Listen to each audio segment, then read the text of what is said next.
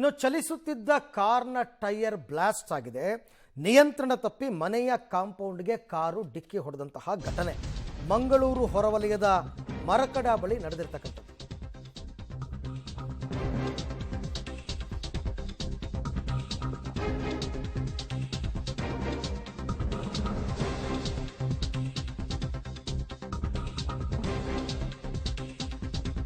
ಚಲಿಸುತ್ತಿದ್ದ ಕಾರ್ನ ಟೈರ್ ಸ್ಫೋಟವಾಗಿದೆ. ನಿಯಂತ್ರಣ ತಪ್ಪಿ ಮನೆಯ ಕಾಂಪೌಂಡ್ಗೆ ಡಿಕ್ಕಿ ಹೊಡೆದಿದೆ. ಸಿನಿಮೀಯ ರೀತಿಯಲ್ಲಿ ಕಾರು ನುಗ್ಗು ಬಂದಿರತಕ್ಕಂಥದ್ದು.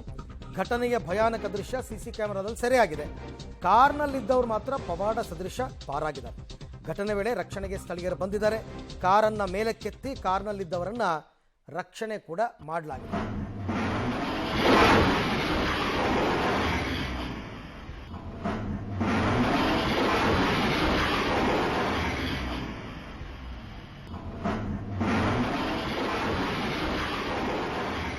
ರೇಸ್ ಕಾರ್ಗಳು ಹೋಗ್ತವಲ್ಲ, ಆ ರೀತಿ ಜಂಪ್ ಮಾಡ್ದಂಗೆ ಆಯಿತು ಇದು. ಬಟ್ ಟೈರ್ ಬ್ಲಾಸ್ಟ್ ಆಗಿದೆ ಅಂತ ಹೇಳ್ತಾ ಇದ್ದಾರೆ. ಒಂದು ಪವಾಡ ಸದೃಶ ರೀತಿಯಲ್ಲಿ ಒಳಗಡೆ ಇರೋರು ಪಾರಾಗಿದ್ದಾರೆ. ಇಷ್ಟು ಜೋರಾಗಿ ಬಂದು ಎಗರಿದಾಗ ಕಷ್ಟ ಬದುಕೋದು.